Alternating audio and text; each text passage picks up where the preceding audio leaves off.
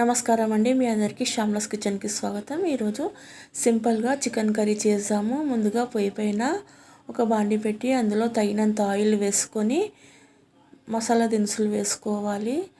చెక్క, ఇలాచీ, లవంగా, షాజీరా వేసుకొని ఇవి ఫ్రై అయిన తర్వాత కట్ చేసిన 2 మీడియం సైజ్ ఆనియన్, 2 పచ్చిమిర్చి కూడా వేసుకొని దూరగా వేయించుకొని అందులో 1.5 స్పూన్ అల్లం వెల్లుల్లి పేస్ట్ వేసి పచ్చివాసన పోయేంత వరకు వేయించుకొని 1 స్పూన్ పసుపు వేసి మంచిగా కలిపి 1/2 కిలో చికెను చిన్న చిన్న ముక్కలుగా కట్ చేసి వేసుకోవాలి. వేసుకొని మంచిగా మసాలాలు చికెన్కి పట్టే విధంగా మంచిగా కలిపి మంచిగా మిక్స్ అయిన తర్వాత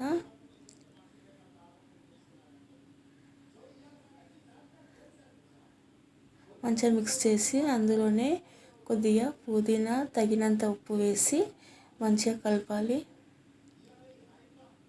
అడుగు మాడకుండా పోయి సిమ్లో పెట్టి మంచిగా మిక్స్ చేయాలి. మొత్తం కర్రీని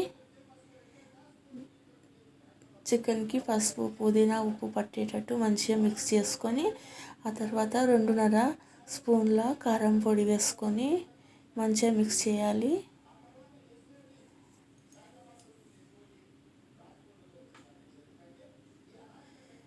సింపుల్గా ఎక్కువ మసాలాలు వేయకుండా సింపుల్గా చికెన్ కర్రీ, ఎక్కువ స్పైసీగా ఉండదు, సప్పగా ఉండదు, చాలా బాగుంటుంది. వర్షాకాలంలో ఈ విధంగా కొంచెము పలుచగా చేసుకుని తింటే చాలా టేస్టీగా ఉంటుంది. ఇప్పుడు చికెన్ బౌల్ పైన మూత పెట్టి ఆ మూతలో కొద్దిగా వాటర్ పోసి ఆవిరికి ఉడకనివ్వాలి. మధ్య మధ్యలో కలుపుతూ ఉండాలి. ఈ విధంగా చికెన్ ఉడుకుతుండగా మూత తీసి మంచిగా కలిపి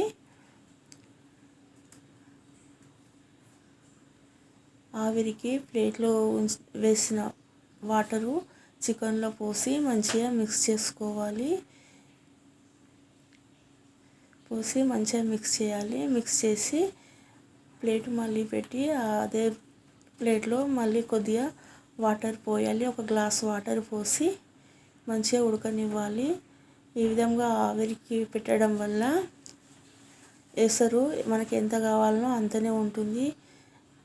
అలాగే అందులోనే 1 గరిటెడు కొబ్బరి పొడి, 1 స్పూను గరం మసాలా వేసుకోవాలి.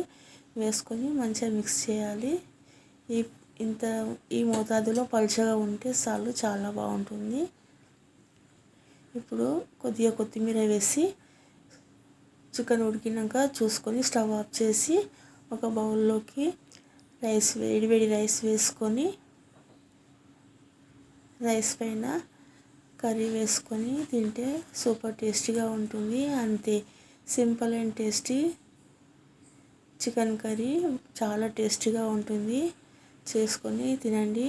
వర్షాకాలంలో సింపుల్గా ఉంటుంది తినడానికి, ఎక్కువ స్పైసీ ఉండదు, సూప్ లాగానే ఉంటుంది, ఫ్లేవర్ బాగుంటుంది. నచ్చితే లైక్ చేయండి, షేర్ చేయండి, సబ్స్క్రైబ్ చేయండి.